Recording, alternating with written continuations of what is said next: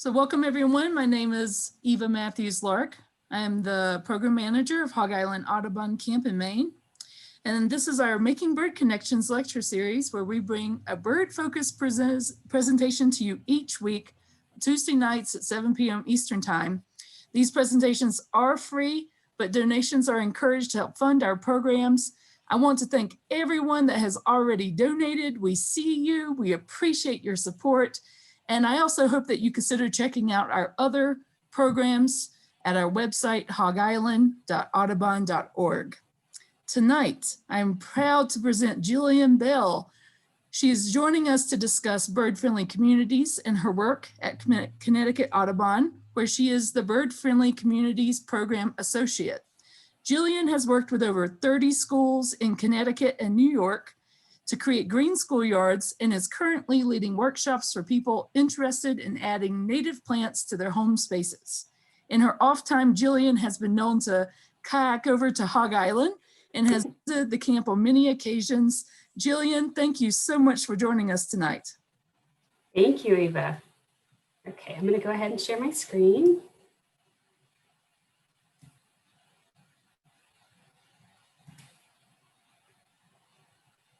And I'm just going to confirm, Eva, that you see it. Great, thank you. All right, so here we go. Hi, everybody. Thanks again for joining us tonight. I know there's millions of different things that you could be doing, and I appreciate you being here with us. So before I begin, I want to introduce myself. I'm Jillian Bell. Y'all can call me Jill if you like. And I'm the Bird Friendly Communities Program Coordinator here at Audubon, Connecticut, and New York. And if you follow that little green arrow, that is me. I'm in the 4th grade in this picture, and I have a little tree that I have been given to plant. So my work in the Schoolyard Habitat Program especially fits dearly in my heart. I've been all about making the outdoors safer and more healthy for all animals since I was little. So Audubon has 5 conservation strategy work streams, and I'm on the BFC team, like I was mentioning. And our bird-friendly communities conservation strategy works to meet birds' needs in the places that we share with them, specifically by providing food, shelter, safe passage, and places to raise their young. We know that if we make our communities better for birds, we also make them better for people. And this is the area that I work in specifically, Audubon, Connecticut, and New York. And in dark gray, you'll see our chapters.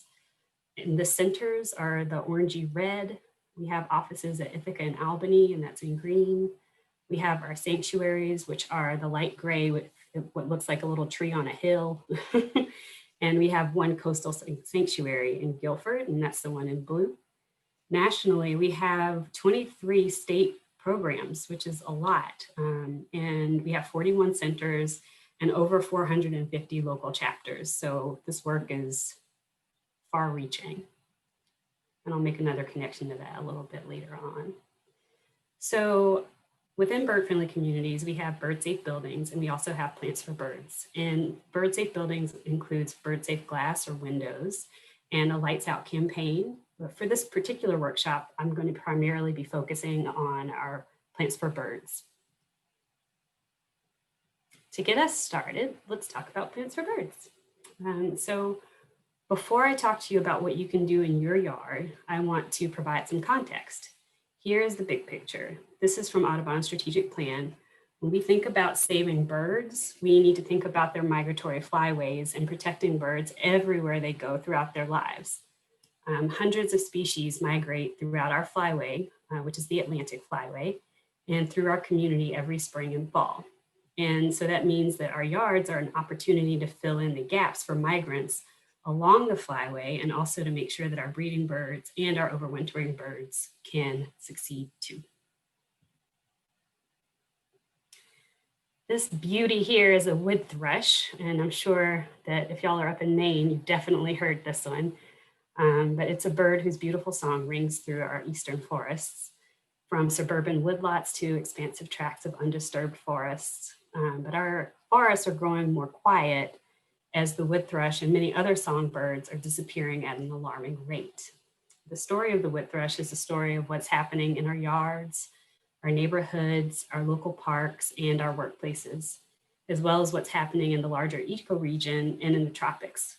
But part of the solution begins right here in our own yards, and each of us can make a difference.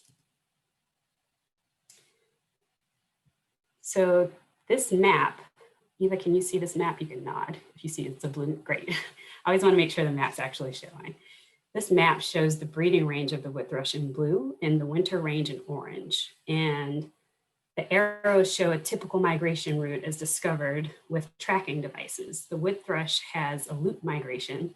So it goes to East Coast, Florida, Cuba in the fall, Mississippi River Valley in the spring. And they breed in the understory of woodlands where there are tall trees. They nest most successfully in large contiguous tracts of undisturbed forests, but they will also nest in suburban woodlots and city parks where there are tall trees. So though they face many threats in these environments, and often they won't produce successfully because of that, but they will, however, use any available green space to rest and refuel during migration. And that's an example of a space that they might want to land on their migration. The wood thrush is declining by 1.8% per year, with a cumulative decline of 55% over the last 50 years. And 41% of all neotropical migratory songbirds are declining, which is sad. Many other migratory forest birds are also in decline in North America, including our cerulean warblers, our black-throated blue warbler, and one of my favorites, our rose-breasted grosbeak. So what is causing this steep decline in so many different kinds of neotropical migratory songbirds? There are many reasons for this decline. These birds face threats during all phases of their life cycles, on breeding grounds, wintering grounds, during migration, and habitat loss is by far the greatest factor, more than 2.5 times more influential than any other factor. It's predicted that by the year 2100, over 450 bird species in the wild will be listed as vulnerable, endangered, or critical. The vital role of restoring habitat in urban, suburban, and rural communities is growing. Back in the 1940s, our country looked like this. Urban centers, especially in the eastern United States, were essentially isolated cores surrounded by small farms and open land. But just in the span of one lifetime, within the last 80 years, housing densities have exploded. And it's only going to get worse. This is the projected density of housing by the year 2030, a mere 10 years from now. And already we've lost a staggering 150 million acres of ecologically productive land to urban sprawl. We've taken what was once a rich, contiguous landscape of ecologically healthy land and transformed it into a sterile monoculture of turf grass lawns and decorative alien plant species. 43% has been developed into the suburban-urban matrix. And here's what those orange and red areas on the map that I showed you with the high housing density look like on average. You can see a lot of grass. And then, of course, we get to spend our weekends mowing the grass. Yay! Contributing to greenhouse gases. According to the EPA, nearly 5% of our greenhouse gas emissions come from lawn maintenance alone, just from lawn maintenance. In the US, there are nearly 50 million acres of lawn. We must change this paradigm. Most of the US looks like this: neat, simple, but a little bit lifeless. And this landscape was developed for convenience and to celebrate the lawn as a status symbol, but it was not designed to share with other living things other than grass and a few Asian plants. The landscaping industry and our own views of what a beautiful lawn is have been dominated by such things like decorative value. But we must balance this by adding back the values that nature already provided for free, such as food webs, soil retention, carbon sequestration, and frankly, in my opinion, a beauty unrivaled by any manicured lawn. I just love this. I think it's so pretty and I wanted to show it to you all. Simply by choosing native plants, no matter where you live, you can help sustain life. You can begin one plant at a time. That's what I've been doing. And you can ask your nursery or garden center for native plant alternatives to the standard alien ornamentals. Over time, reduce the amount of your turf grass lawn. Your native plant garden will help create corridors connecting and supporting larger natural areas. And that connection is really important. So native insects eat native plants. They pretty much only eat native plants. They're specialists, and for the most part, they can only eat the plants with which they co-evolved. The exotic plants that dominate the landscaping industry are for the most part unpalatable, so they don't taste very good to our native insects. And that brings me to what you can do in your yard, in our parks, and on our school grounds to transform these spaces into a bird sanctuary. We'll go through the birds' basic needs: food, water, shelter, and places to nest. And I'll go over what birds need throughout the year, because you will help them the most by planning for all seasons. And for inspiration, I recommend the book Bringing Nature Home by Doug Tallamy. He's an entomologist in Pennsylvania, and he's put numbers on why native plants actually matter. Native plants are not just important to hosts, or important as hosts to insects, but many native shrubs and trees produce fruit with high energy and fat content. I was shocked when I learned this, which is particularly important for birds building up their fat reserves for fall migration. A recent study found that migratory songbirds consumed fruits from native plants like this dogwood at a faster rate than fruits from invasive plants. And the fruits of the native plants are of greater nutritional value to migrating birds than fruits of invasive plants. It's really important to note. Spicebush, for example, is a must-have plant for helping migratory birds. It's a super high-fat fruit. You wouldn't know it just by looking at it, but almost 50% of the fruit is fat. And if a wood thrush lands in your yard and there are spicebush berries, she has got it made. There's a lovely little mockingbird with some winterberry berries. A chickadee pair brings 390 to 570 caterpillars to the nest per day. Chickadees feed their young for 16 days before they fledge. So if we do a little bit of birdie math, 570 for 16 days is over 9,000 caterpillars. Can you imagine finding 9,000 caterpillars just to feed your young? And that's just one clutch. And if the insects can't eat the plants in our landscapes, then the food chain is essentially broken. And a world without insects is a world without biological diversity.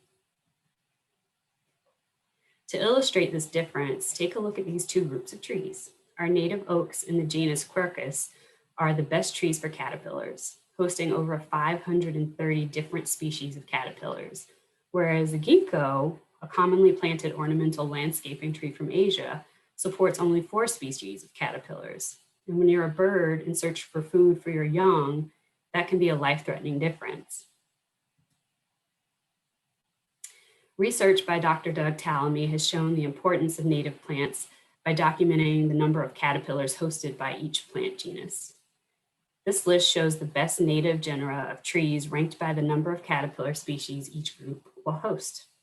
Our message is quite simple: choose the best for birds, plants, when you landscape your outdoor space. And then these two, I actually have 4 books that I put in this presentation that I wanted to show you that I personally find really helpful for reference. Bringing Nature Home by Doug Tallamy, like I mentioned earlier. His newest book, Nature's Best Hope. And then The Living Landscape, also by Doug Tallamy, is amazing. My dust jacket on my book is it's threadbare because I look in it so often. And then The Pollinator Victory Garden is also another really good one. And I can share these with Eva if she sends out an email after, or I could put it in the chat for you after if you're interested in any of those. And this is not just about birds. Native plant landscaping improves the health and well-being of people too. Having healthy green outdoor space is fundamental to the health of our families and increases our physical health, reduces stress, and increases our mental well-being, saves money, saves time. There's just so many different benefits, and it restores ecosystem services such as pollination, photosynthesis, erosion control, all of which are provided for free by naturally functioning habitat. Food, glorious food. Let's go over the food that these birdies need. So we have 4 bird food groups. First, we have nectar. And nectar is a sweet treat for hummingbirds. It attracts insect pollinators, and it's just really good food for birds. Then we have seeds, which are nutrient rich, long lasting. You can maintain your seed heads throughout the winter, and they also will harbor overwintering insects. Excuse me. And then we have berries, which the fat from those berries fuels migration, and not all berries are considered equal.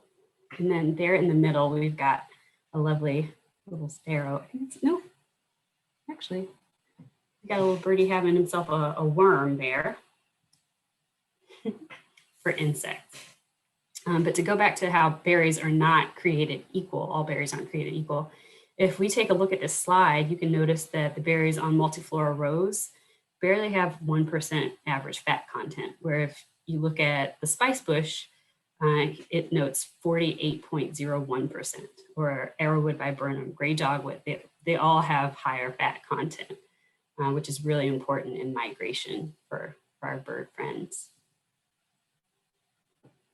And here's more information about that. The northern bayberry has 50.3% fat. So the type of berries that you're providing for your birds really does make a difference for them. And there are many benefits of berry producing shrubs and trees, but let's not forget about our insects as well. Without native plants, we won't have those insects, and without the insects, we won't have the birds. So in each season, I'm just going to go over the different types of food that our birds like. So in the fall, we have fat-heavy fruits that lead to fuel long-distance autumnal flights. In the winter, tougher fruits that withstand the harsh winter to fuel cold bellies. Spring, an abundance of insects to rebuild muscles and prepare for nesting. In summer, sugar-filled fruits for overworked parents. Look at that lineup. Oh my goodness. And now I'm going to take y'all on a brief native plant database tour. I've included the website address here below. And then once I'm done presenting, I can also put it in the chat for y'all as well, because I'm sure you're going to want to explore it for yourselves. It's been designed, I'm getting tongue-tied over here. Native Plants Database has been designed to help people find answers and also to get involved. You simply enter your zip code here. And if you want, you can enter your email address. You don't have to enter your email address. It is really helpful if you do though, because as you go through, you can email yourself the plant list that you curate while you're going through the database. So if you enter your zip code and your email address, you'll be able to receive that emailed plant list like I mentioned, and then you just click search. And once you do that, the database is filterable by type of plant, which you can see over here. We have selected annuals or perennials and vines, but you can select whatever type of plant you may be looking for. You can also search by type of resource for birds that it provides. If you want nectar, fruit, if you'd like for it to be a caterpillar, host plant, nuts or seeds, you can choose that. And you can also choose the type of bird that you'd like to attract as well, which I know a lot of people really like that feature. And then if you mosey on over next to best results and then full results, you'll see local resources. If you click that tab, local Audubon chapters are suggested for local support and guidance, along with suggestions of other local and regional resources such as native plant societies to help us get started on a native plant habitat for birds. And then further down on that page, you'll find an expandable list of local nurseries that supply native plants specific to where you are. I believe it's within 100 miles is what it does. And it's along, oh, there also are online native plant retailers as well if you prefer to order your plants online.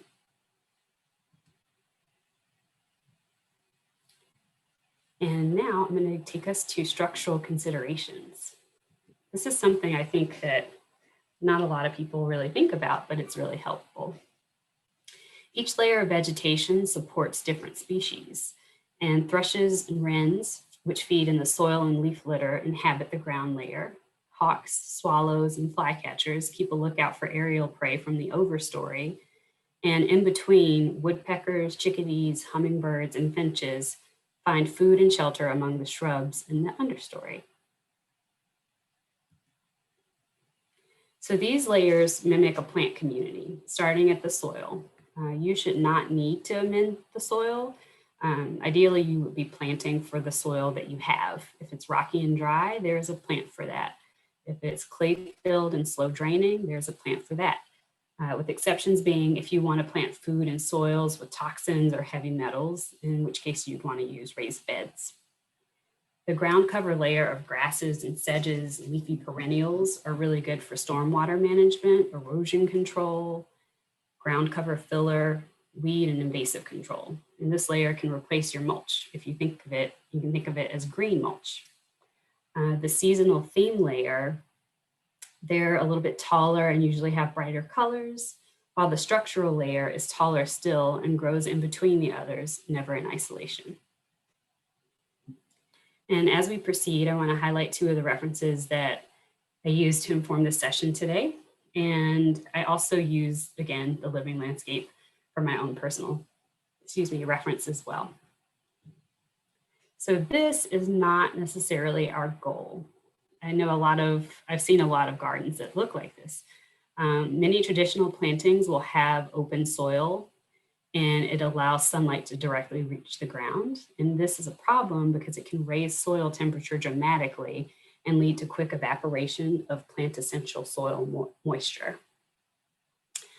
Think of a green roof planting and the extreme conditions plants are exposed to there. If the roof media is exposed, it dries out quickly and surface temperatures can reach 160 degrees Fahrenheit. So many species don't survive such extreme conditions if planted in traditional masses or spaced too far apart. However, the microclimate and growing conditions improve significantly if gaps between taller species are filled with tough ground covering plants, such as sedge in this picture. The filled niche creates better growing conditions for more demanding species because surface temperatures stay low and moisture remains accessible for plant roots. Filling the ground niche benefits the entire planting. And as I move forward, the images, or the previous image actually, was from planting in a post-wild world. And I'll have more photos of that so I can show you. I'll point them out. Highly visible gardens favor structure and color. They're showy and more homogeneous in structure with complementary colors. And highly functional gardens are less homogeneous in structure and height and color. And they allow for unrefined plants. For example, Joe Pieweed is tall and floppy and it's not really good to put next to a sidewalk. I learned that the hard way. But it's great for the middle of a meadow where other plants can help to keep it upright. And no matter what size your outdoor space, you too can add plants for birds. So this is large scale. This is someone who can have a whole meadow. And then we have smaller scale. And then even still smaller scale. This one has a lot more container plants in it. As we begin to think about the layers or physical structures and components of the habitats we're trying to amend, supplement, or create, let's review the basic requirements of a bird habitat. Native plants provide birds with 4 food groups, which are insects, berries, seeds, and nectar, as we learned earlier. And birds need clean water for drinking, bathing, keeping cool, and for maintaining their feathers all year long. They also need shelter for nesting, protection from the weather, and hiding spots for both predators and prey. Birds use natural and man-made materials to build their nests, so they need a protected place to nest and raise their young. These are the building blocks of a bird-friendly habitat. We just need to put them into layers. So now I'm going to branch over so you can see how what I do here in Connecticut ties into bird-friendly communities, because bird-friendly communities, it's a national program. There we go. And so locally here in Connecticut and New York, we have Plants for Birds, Urban Oases, and Schoolyard Habitat. And it's actually going to expand a little bit more, I'm sure. But all of these fit underneath the umbrella of bird-friendly communities here in Connecticut. And we've partnered with the U.S. Fish and Wildlife Service. Uh-oh, can I go back? Sorry about that. We've partnered with the U.S. Fish and Wildlife Service closely in development of this program since 2012. And all habitats that are created are nationally designated, and they join a network of hundreds of schoolyard habitats across the country. So I'm going to briefly summarize how we work in the next few slides, but in a nutshell, you can see the bullets on the slide. The Schoolyard Habitat Program provides opportunities for students to use their schoolyard as a living outdoor classroom and to play leadership roles in the development of them as well.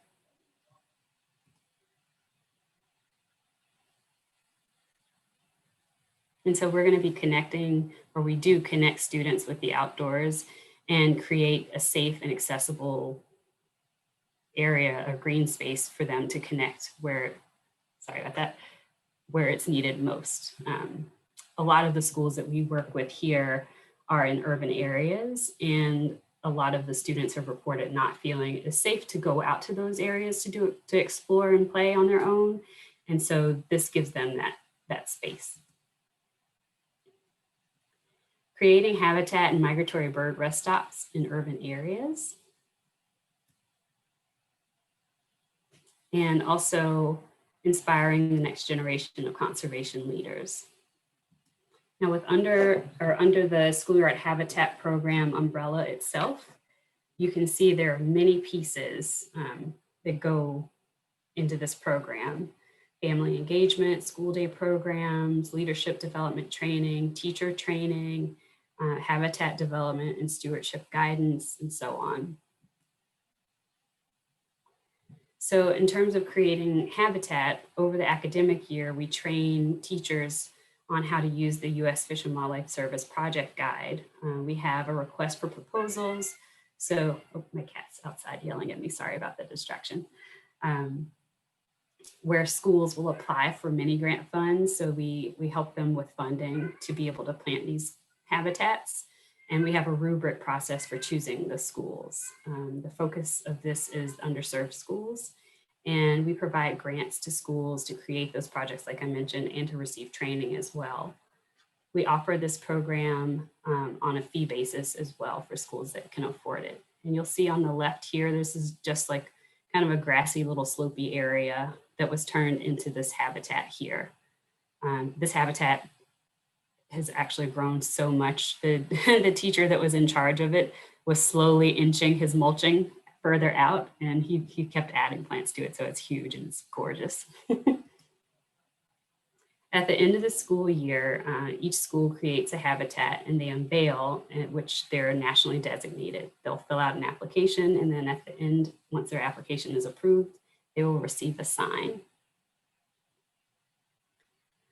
And I mentioned that we train leaders and teachers. We have one training to prepare the school to take on the creation of the habitat project. And then we have several other trainings to work with the teachers to integrate it into their curriculum. So we'll have one where they will come to us, and then we have another where we go to them just to focus more specifically on what's outside of their very own school so that they know what they can incorporate into their lessons. And we also offer school programs, and they're all schoolyard habitat themed, often using lessons from our curriculum guide, which we have that available online. If anyone is interested in taking a look at it, I can provide the link for that as well, and for the project guide. And it's offered to ages pre-K through 8th grade with this program. Through this program, we also have created jobs for high school students. And they'll go in and support schools, especially the younger level schools where they may not be able to take on some of the maintenance. They'll go in and help them with that. We also have created opportunities to engage with families. We have planting days and pledges. And we give the students opportunities to be leaders, like I mentioned. One school asked their students what they wanted, and the students said, we want a rainbow. And so the way they went about their habitat was they went through the native plant database and they found plants of specific colors that bloom at different times in the season. So over the course of the year, it's like they get to see a rainbow of color in their habitat, which was really cool. And that was student-led.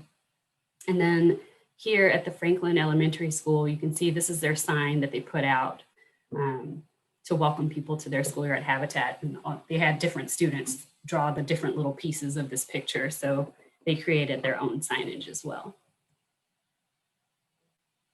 We also provide resources. We have a biennial conference and we have online resources, and I can provide the website for our Schoolyard Habitat Knowledge Network for anybody that would like to peruse it and take a look, see what's going on.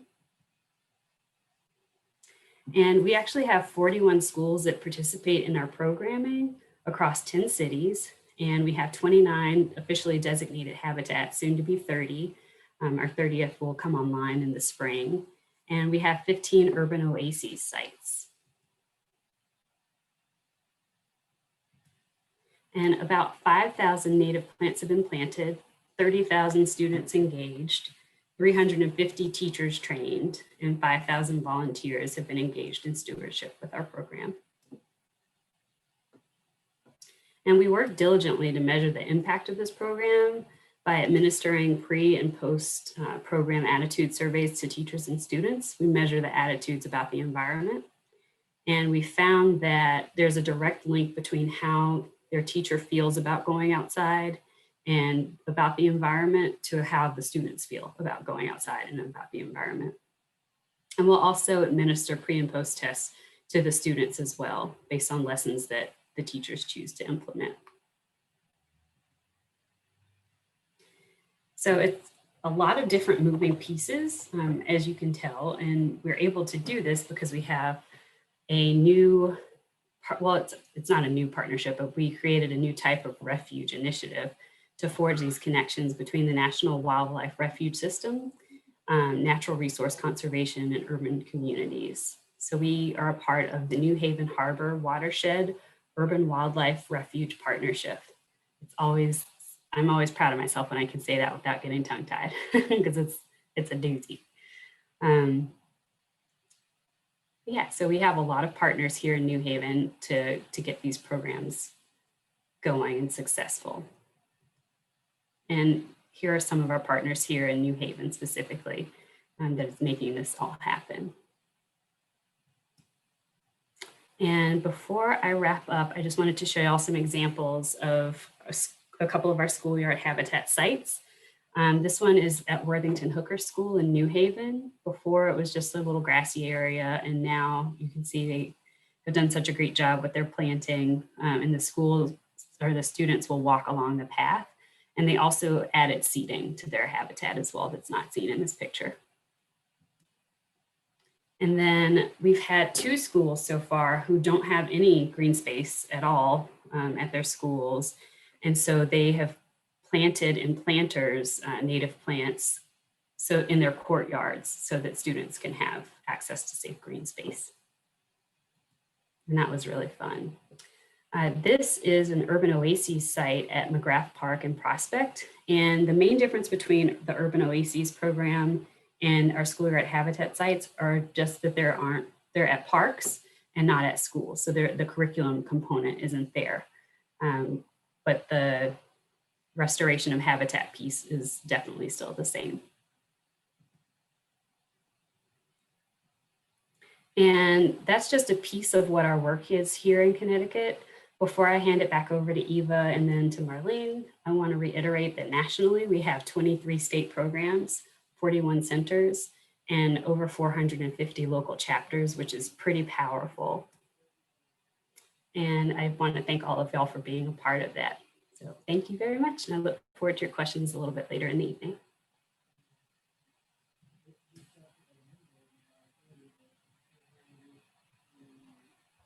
Thanks, Jillian, for that presentation. Next, we have our Bird Connection presenter, Marlene Pantin. Marlene is the Partnerships Manager at National Audubon Society. She is passionate about making green spaces wildlife friendly and accessible to all. Tonight, Marlene will speak a bit more about the Audubon program Plants for Birds. Marlene, thanks for joining us. Eva, thank you. And I'm going to share my screen. Looks like I have a lot of screens open, but I'm going to share. So can you see that, everyone? Yes? Okay, cool. So thank you, everyone. Thank you, Eva, for having me. It's great to be here. So I am so impressed with what Jillian did, I have to say. And I want to point out that the work that Jillian is doing, and by extension, Audubon Connecticut, that work actually repeats itself across the country every day by our chapters and our centers and our state offices. Even the folks in Hog Island are doing work as well, right, around multiple issues related to native plants. And so that is something that they continue to work on and to share that information across the country. So when Jillian talks about schoolyard habitats and training teachers and leading even trainings, let's say with folks in their yard and teaching families how to use native plants, all of that is happening across the country. And that is actually part of the efforts we have to expand the focus on creating native plant habitats. That links up to our objective, which the Plants for Birds team has, which is to develop and expand native plant habitats across the country. And more importantly, I want to point out that that work that is happening across the country at the state and the local level, that feeds further into our mission. And our mission at Plants for Birds is to advance native plants at the local and the state level and in every backyard and windowsill in America. And I want to make sure to point out that windowsill part because we want to bring attention to the urban environments, as Jillian was talking about, right? That it's not just backyards, but the folks who have a windowsill or even have a balcony in an urban area, let's say like New York City, where I am, they themselves can help contribute to native plants. So therefore, everyone is carrying that message about of native plants across the country, as we can see the common merganser is doing, right? It's heading off to share that message. So that is what's happening there as well. So in addition to doing this, of course, we are finding ways to support the network. Yes, they're carrying the message, they're doing the work, and that's sort of the grassroots work that's happening on the ground. But we at the Plants for Birds team want to ensure that we support the network. And we do it in a variety of ways. Jillian mentioned the native plant database. That's one of the things that we have where you can get information about the best plants for your local area. And actually Eva is going to share with you a link to a YouTube video we have. So in addition to the demonstration Jillian gave you about the native plant database, you can actually look at the video as well for more guidance. And it's only about a minute and a little over a minute and a half. So it will really help you to learn how to use the native plant database. But in addition to that, what we are doing to support our broader initiative around native plants is we have these resources such as the brochure on the left, the rack cards on the right, the upper right, and those actually are bilingual. So they are actually in Spanish and in English. And the birds, for example, on the rack card, you can it's editable. So you can change those and put in your own local birds. And inside of the brochure, you can even change the types of resources and such based on the birds that you have. In addition, we provide the Plants for Birds signs that many of our network members use. And it's a metal sign. There's even this short video about the importance of native plants that you can share with your community and with your friends, as well as examples of plant lists that other Audubon chapters and other individuals have used to provide folks with information about the best plants for their area. And I always think it's a wonderful thing sometimes to even share with your parks staff, because oftentimes they're shorthanded and they don't have the time to think about this. And so sometimes the parks departments will just put in any plant. So this is a way to share how they can substitute out certain plants for the best native plants. So there is a lot that is available as well. So the work that is continuing across the country at all of these different levels, we are ensuring that we can support them so that they can achieve that goal of expanding native plants.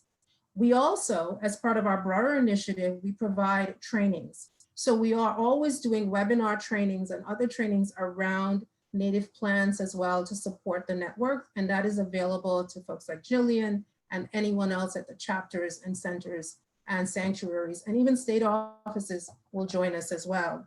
But in addition, we also provide grants. I just want to point that out. And with our grants, we actually have provided grants over the past couple of years to ensure that we can support the network as best as we can. And so one of the things we've done, as you'll see, is that through all of this work, oops, sorry, everyone, I did that. Yeah, okay. Through all of this work, we actually were able to, let's see. I seem to be getting an issue with my screen. So hold on one second, everybody. Can you still see my screen, everyone? You can, okay. I'm sorry, I'm having issues with my screen so that I can't see what I'm sharing.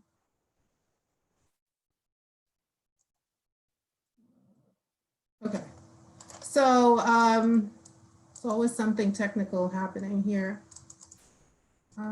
Okay, so I am going to go on faith because I cannot see my screen at the moment while I'm home here.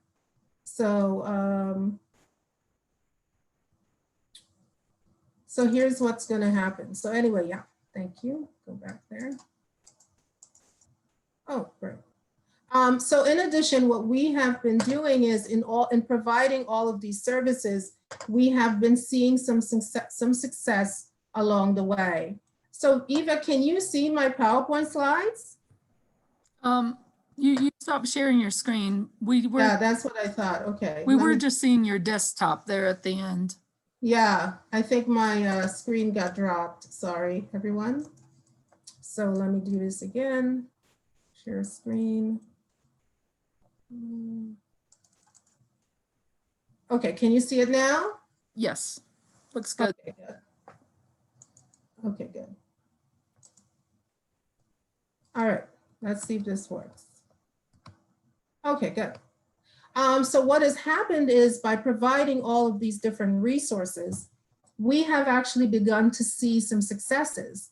So one of them actually is that over the past 2 years, because of grants and other work that we've supported, we're able to have 51 high impact demonstration gardens in 20 states across the country. And this was done by our chapters and our centers and our sanctuaries, right? And when I say high impact, I mean that these gardens were actually located in front of churches and museums and theaters and other high pedestrian walkway areas as well. So this is sort of the change, the ground up grassroots changes that we are seeing, right? By having, of course, more native plant habitats, birds that migrate can actually find food on their way. And so we are hoping one day that this entire map of the US will be covered with just multiple native plant habitats all along the way to support birds. But we have also been working in other ways to expand native plant habitats. So I just want to show you here before I forget. So here is a native plant garden that was created in Audubon, by Audubon, Pennsylvania, in the township of Newton. And as you can see here, they actually put this in front of a theater. And what I love about it, of course, I actually love this whole photo, but what I love about it is that they were able to provide multiple ways to engage everyone, right? So if you walked by, you could see all the different types of native plants, but you could also take a handout. You could take a flyer here that tells you more about the plants in the space. There are QR codes that scan codes that you could scan to learn more about gardening. There were other handouts as well. So this is what we consider to be high impact because it's in very public spaces and it's a way to educate the public about native plants. So this is what some of our network members are doing as well. But as we are working on this, we began to recognize that there were other ways that we could support the network. One of the things we were hearing is that folks wanted more easier accessibility to native plants. Yes, they were getting it from their nurseries, but they still wanted more choices, more options as well. And so this past May, we actually rolled out this new partnership with Bower and Branch. And Bower and Branch is an online retailer that works with many growers across the country and independent garden centers to ensure that the native plants that are grown, they are grown without neonicotinoids, or neonics for short. And that is a pesticide that has a derivative of nicotine and can be harmful to birds and insects and other pollinators. So that is one of the beauties of working with Bower and Branch. Bower and Branch, if you order from them, they will deliver the plant to your doorstep, or they will actually deliver the plant to your garden center, your local garden center. I just want to say that for now, because this is a new program, the plants are only available for the East Coast, but they will over time be rolling this program out across the country. But it is a wonderful thing to learn about and to know more about. And the good thing too is Bower and Branch is actually using the Plants for Birds native plant database to ensure that when you buy plants from them, Audubon branded plants, so when you go there, that's what you do, that those plants will be the ones that are best for your local area. In addition, one of the treats I like about Bower and Branch is that if you order a tree from them, they will come and plant it for you, which is great. So we do absolutely love this partnership, and we look forward to more plants being made accessible across the US. So that is another way that we're helping to support our network, and we will continue to work with Bower and Branch to expand the variety of plants that are available, to the size of plants that are available and so forth, and maybe even seeds. But it is nonetheless something you can use in addition to your local nurseries as well. So this is one of the ways in which we are working to advance the expansion of native plant gardens across the country, native plant habitats across the country to support birds. But in addition, we have another objective as part of our larger mission. And so if we are creating things on the ground, we want to ensure that there is actually a structure surrounding that that can help to propel native plant habitats even more. And one of the ways we are doing that is through what we call PROs. And that is proclamations, resolutions, and ordinances. So we have been encouraging our network, our chapters and centers and sanctuaries, even our Audubon offices, main offices, state offices, to work on securing these things. And what's the difference? Well, a proclamation is simply used to raise awareness. You want folks to know what's happening. It's an easy way to educate the community about something, and in this case, native plants. It's actually temporary. So when you get a proclamation today, it's only good for whatever date it's signed for.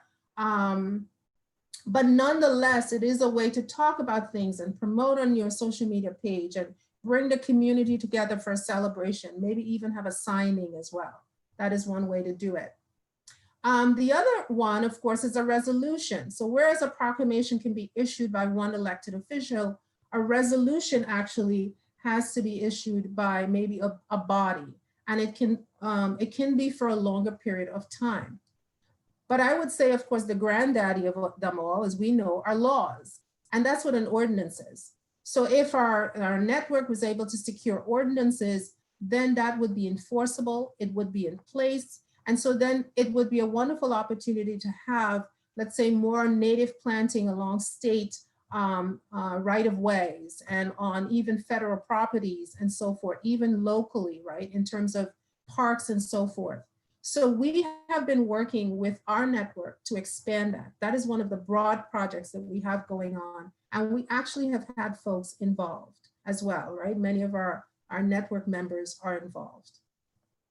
So what we are doing additionally, similarly with our native plans and our native database, another resource we're offering is that we created these foldouts. And this is, we have a hard copy foldout, and we also offer them as a PDF document now. And so that foldout provides information about how folks in their communities, you in your community, can come together, like-minded folks, whether they're interested in native plants, or maybe they're interested in something else slightly related to environmental issues or conservation. Even your librarian might have information about native plants and want to get involved, right? How you can come together to build your own coalition, your own group, and therefore also reach out to your elected official in order to secure a native plant proclamation or resolution. So as I said, the proclamation is easier. And for many of our networks, they've actually started on a proclamation. Some of them have moved to resolutions. And in some states, some of them have been lucky to even get some laws passed as well.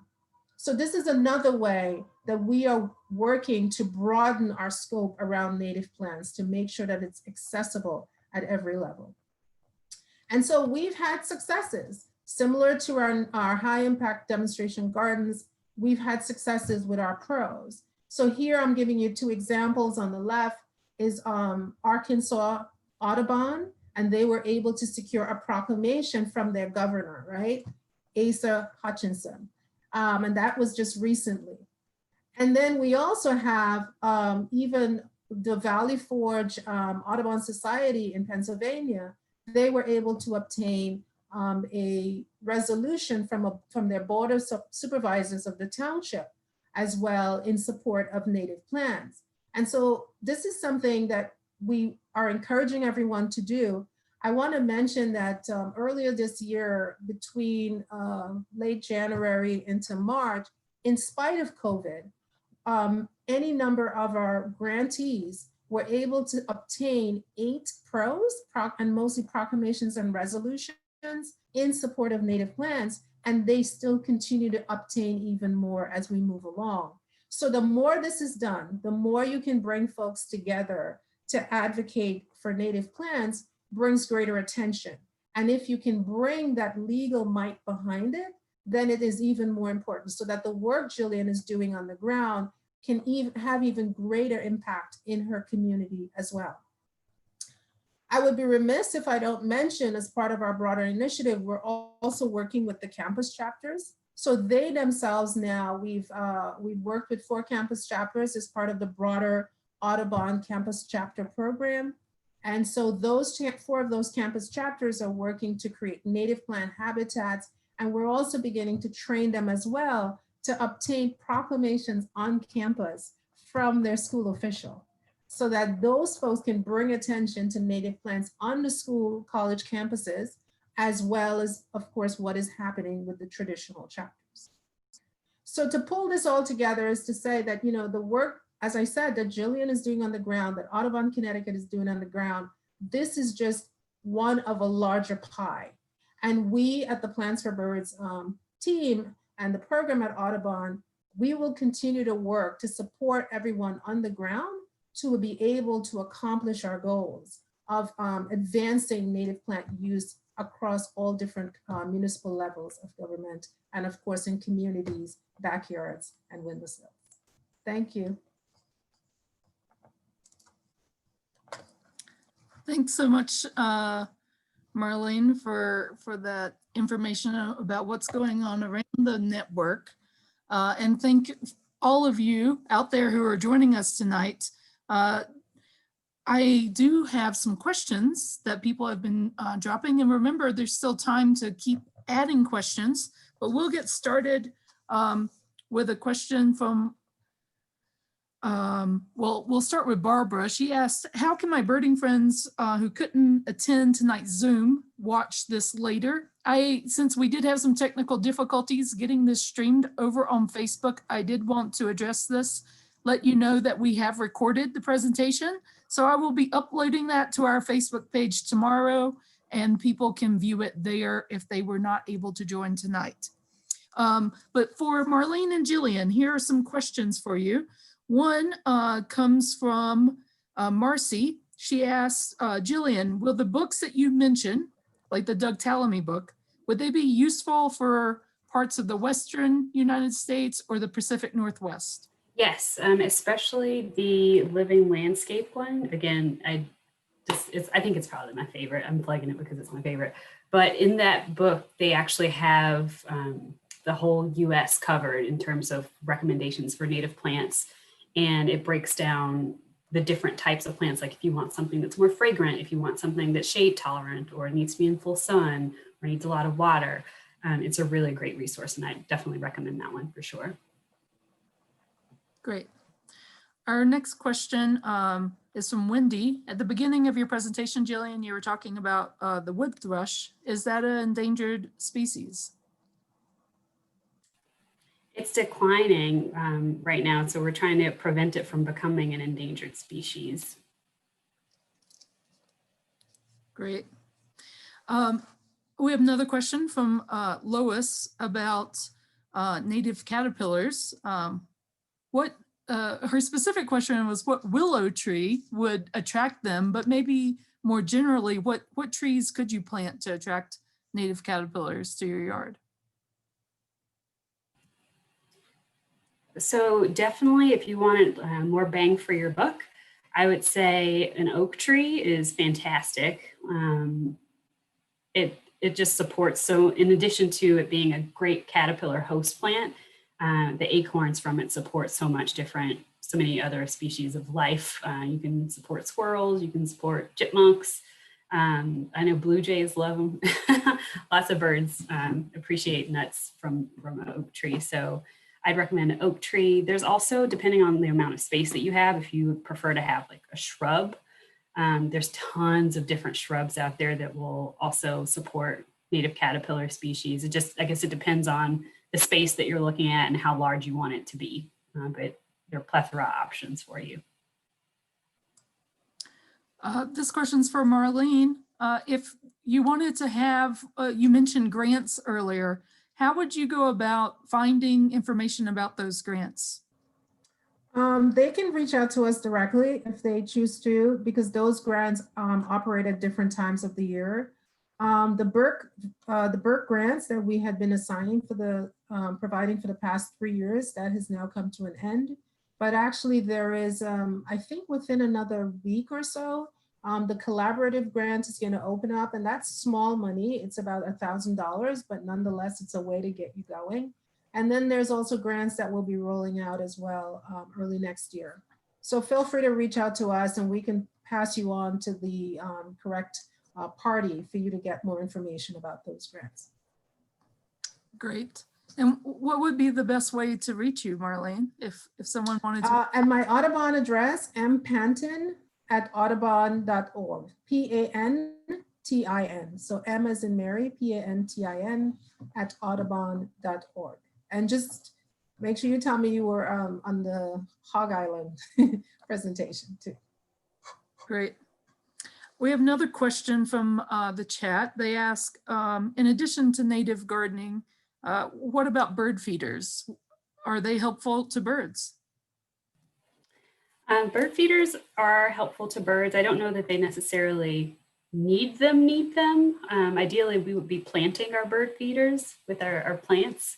Bird feeders are great for bringing the birds closer to us so that we can see them. But I don't know that they necessarily depend on them for their bread and butter. They're definitely helpful in the winter months as well, I will say that. But they're, I think, more enjoyable or more usable for people bringing birds in closer. we had Caroline ask, or actually she said that South Carolina has a native plant bed at the governor's mansion. I think this is a recent success story. Marlene, I don't know if you could elaborate a little bit about that. Yeah, so that just happened actually. I got an email from Kim Brand, who's the director out there, about the native plant garden at the governor's mansion. And they've been working with the governor's mansion in the past as well to create these different native plant spaces at the governor's mansion. But it also shows you how elected officials are so invested, some of them, in creating those spaces. And I think interestingly, with some of them, it's actually the wife, let's say, of that male elected official is the one who's into native plant gardens, and so drags that spouse along to agree to support it. So that is what's definitely been going on in North Carolina and in other places as well. That just is so successful. And that is what we would consider to be a high impact demonstration garden, something that people will see as they go by. And I'm sure they'll be providing signage and other things as well to inform the public. Our next question is from Jean. She says, can you recommend sources for bird-friendly, deer, unfriendly plants? I can. I actually have some plant lists that I can share depending on where you're located. We do have some recommendations we can make for deer tolerant or deer resistant plants out there. Great. And yes, thanks for dropping your email, Marlene, so everybody can, it's in the chat if you want to cut and paste it out of there so you can get in touch with her. And then Jody just mentioned that Laura Bush advocated for Lights Out program. So yes, I think you have to approach it from both sides to get the buy-in. Our next question is, what plants would be good for both birds and butterflies? I just muted myself. I've been on a spice bush kick lately, so I would recommend a spice bush that the scientific name for it is Lindera bezoin, and it is good for the spice bush swallowtail, but also for any migrating species. It's going to have that really high fat content berry for them. It's beautiful. The leaves change in the fall. You get flowers on it. It's a great plant all around. So I would definitely recommend a spice bush. But there's others out there too. And if you look at, we have those plant lists like I was mentioning, but you could also refer back to the Living Landscape and they'll let you know if a book or if a particular plant is good for birds or for caterpillars or for both or butterflies. Great. I would think even a milkweed would be great too. Mm-hmm. Yeah. Oh, definitely. Yeah, because the finches will use the fluff. Yes. And then the monarch caterpillars will munch on the plant.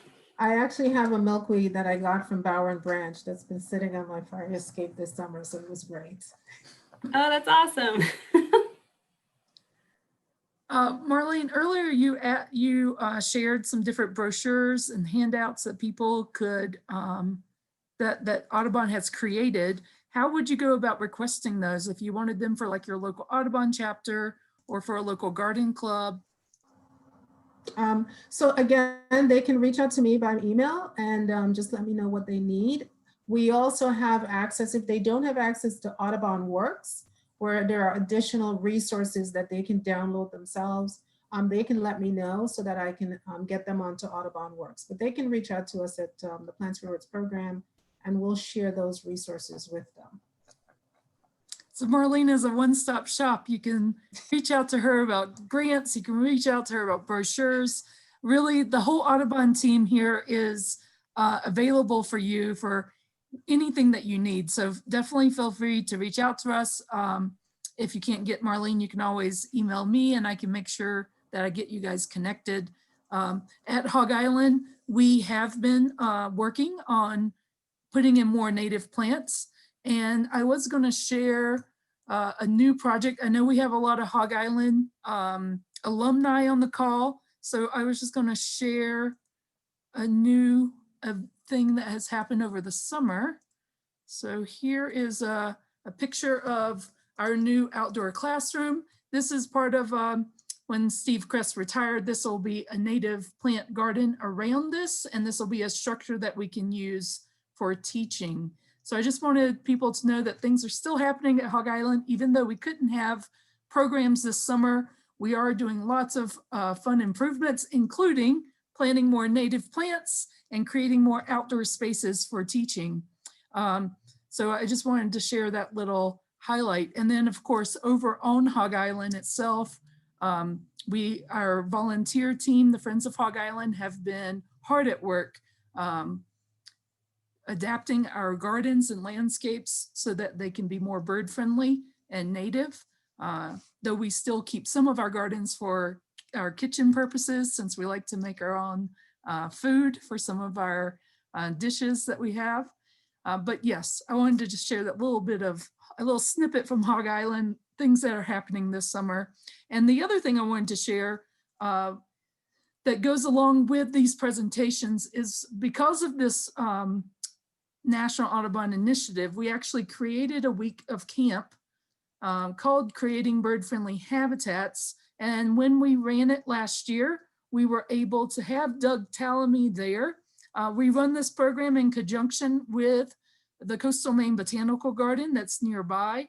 And so I just wanted to let people be aware that if they want to keep learning and they want to come to Hog Island, you can actually do both. You can keep learning about native plants and learn from more Audubon staff like we had here tonight, and do that as a program at our facilities. So definitely check out our website, hogisland.audubon.org, and we have information about that Creating Bird-Friendly Habitats camp program, which always is a way to do a deep dive, multiple sessions about how you can transform your own yards or properties or even small containers into something more bird-friendly.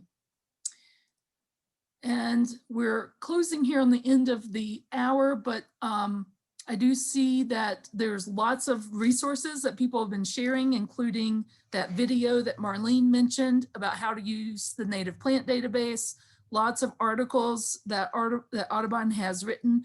So I will try to compile those and have those up on the lecture series website, including the PDF, Marlene, that you shared that goes over the pros so that you can use those in your own communities.